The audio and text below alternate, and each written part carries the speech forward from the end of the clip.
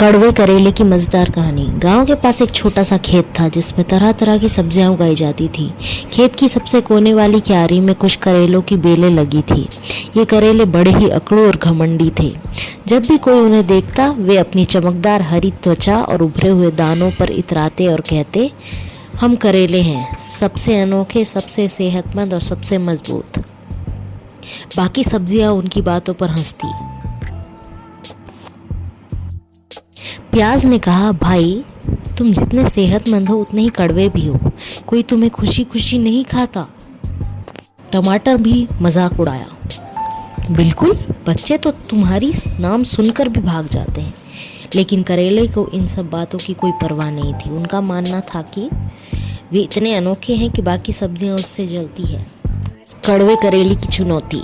एक दिन करेले आपस में बैठकर सोचने लगी कैसे साबित किया जाए कि वे सबसे बेहतरीन सब्जी हैं।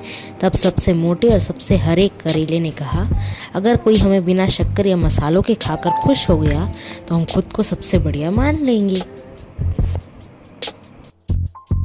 गाजर, मूली और बैगन इस चुनौती को सुनकर जोर जोर से हंसने लगे।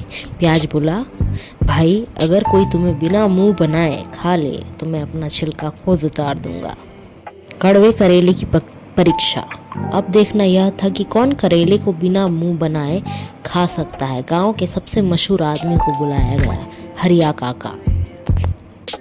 हरिया काका अपने मजबूत दांतों और बड़े पेट के लिए मशहूर थे। वे बोले, कोई बात नहीं, मुझे तो करेला बहुत पसंद है।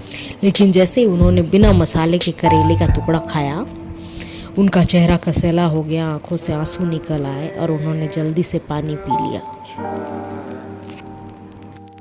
लेकिन तभी हरिया काका मुस्कुराए और बोले, अरे करेले कड़वे होते हैं, लेकिन इनका फ़ायदा भी तो सबसे ज़्यादा है। ये सेहतमंद है, शरीर को ताकत देते हैं और अगर इन्हें सही तरीके से पकाया जाए तो स्वाद भी बढ़िया हो जाता है। कड़वे करेले की समझदारी। यह सुनकर करेले थोड़ा सोच में पड़ गए। वे समझ गए कि अकेली अकड़ से कुछ नहीं होता। असली कीमत तब होती है जब आप दूसरों के काम आ सको। उस दिन के बाद करेले अपने कड़वेपन पर इतराना छोड़कर विनम्र हो गए और गांव वाले भी करेले की कड़वाहट को मीठे गुणों की तरह अपनाने लगे। और इस तरह कड़वे करेलों ने सिखाया कि हर चीज़ की अपनी एक खूबसूरती होती है, बस उसे सही तरीके से अपनाना आना चाहिए।